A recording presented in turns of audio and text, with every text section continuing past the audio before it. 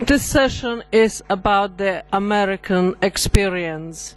We have been all looking to them as an example for how to do things, and they have been looking towards us to give them ideas. So in this session, hopefully we will get some common understanding and collaboration. Thank you very much, Dr. Pulitzer, Elizabeth. I'm extremely pleased to be here for the second consecutive European Gender Summit. I had the pleasure last year to present on one of our new initiatives at the National Science Foundation, that being the Career Life Balance Initiative. And I think I should stop for a moment and just say that I am Wanda Ward from the National Science Foundation. I had the Office of Integrative Activities there, and again, I'm very, very pleased to be here.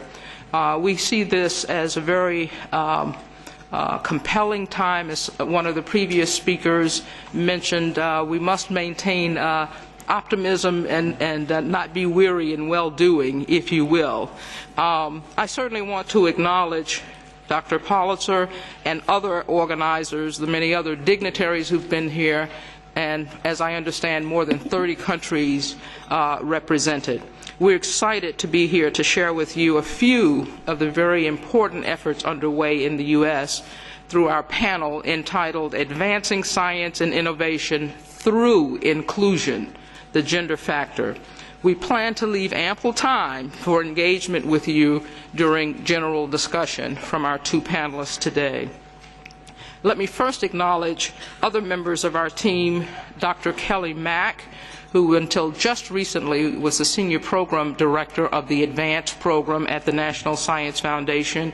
She's now Executive Director of Project Kaleidoscope in the U.S., and Dr. Betty Shanahan, Executive Director of the Society for Women in Engineering and a leader in the U.S. Coalition of Women and Girls in Education, which is a coalition of more than 40 professional organizations, and they do have a focus on science and engineering. You'll hear from both of them on tomorrow.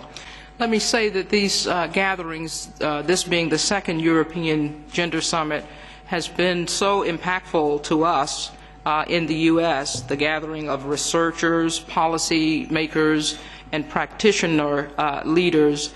It's been so inspiring that we've had ongoing conversations over the past several weeks or months with Elizabeth Pulitzer, discussing the proposition that the next Gender Summit expand beyond Europe and become the Gender Summit of North America. And we're very, very excited about that, and we hope that you are too, building upon this very strong platform evidenced here in Brussels these past couple of years. Therefore, we're pleased to announce that that Gender Summit North America is targeted to be held in late 2013, about this time of year next year.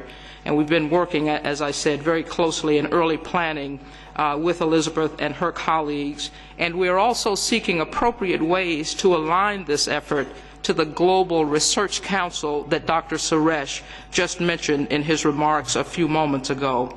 For example, we're pursuing ways to align this topic around one of the GRC regional meetings over the next year. But please stay tuned, because we'd like to see all of you and perhaps more there. And we're deliberately expanding this to North America.